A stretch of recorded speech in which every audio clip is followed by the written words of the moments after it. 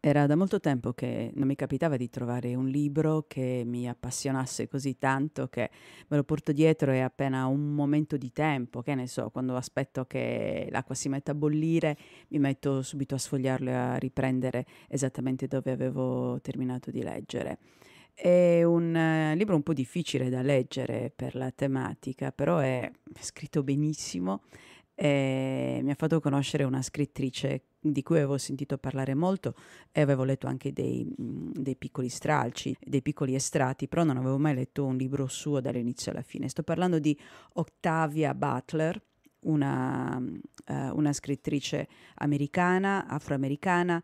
Il libro di cui mi sono innamorata è il titolo inglese è Parable of the Sower, che ho visto in italiano, con mia grande tristezza, è stato tradotto con la parabola del seminatore al maschile, mentre dovrebbe essere la parabola della seminatrice. Poi devo guardare un po' chi l'ha tradotto questo libro per dare un po' di scappellotti virtuali. È un libro difficile da leggere perché parla di un futuro molto molto vicino, in cui la società si sta disgregando per mancanza di materie prime, di cibo, di acqua, e la gente cerca di aggiustarsi un po' come può, di difendersi da quelli, di sciacalli che vanno in giro a rubare e a uccidere e a distruggere chi ha ancora un tetto sulla casa. Però è un libro scritto molto bene, raccontato dal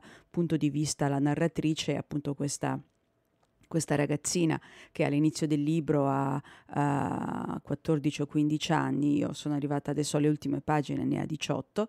È scritto molto bene perché anche se parla di cose a volte filosofiche, a volte religiose, però non è lì col dito puntato a fare la predica, e la voce narrante è molto fresca, molto bella, ci si medesima molto. Infatti, appunto, questo è una caratteristica dei libri che piacciono, perché ci stiamo immedesimando con i personaggi che ci sembrano veri, vogliamo sapere come va avanti, vogliamo sapere cosa succede, vogliamo che ai personaggi le cose vadano bene. Ripeto, mancano poche pagine alla fine, infatti anche per questo motivo oggi ho fatto 3 minuti grezzi così tardi, perché ero incollata letteralmente alla pagina. Ogni volta che dicevo vabbè adesso metto da parte, faccio qualcos'altro, poi trovavo sempre il pretesto per riprenderlo in mano e rimettermi a leggere. Sto per finirlo, dovrò subito comprarmene un altro paio di suoi, perché Octavia Butler è veramente una bravissima scrittrice.